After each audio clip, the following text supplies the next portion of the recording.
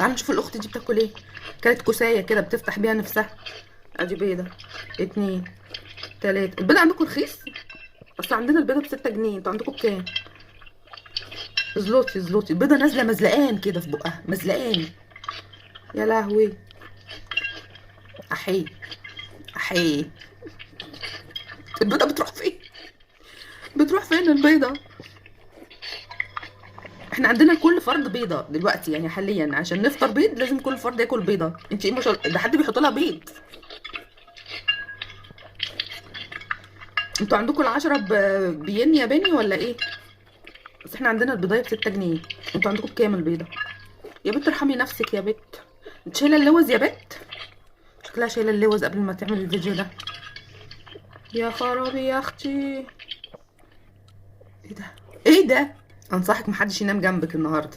ما ينفعش حد ينام جنبها النهارده على البيض ده كله. هيتعمي.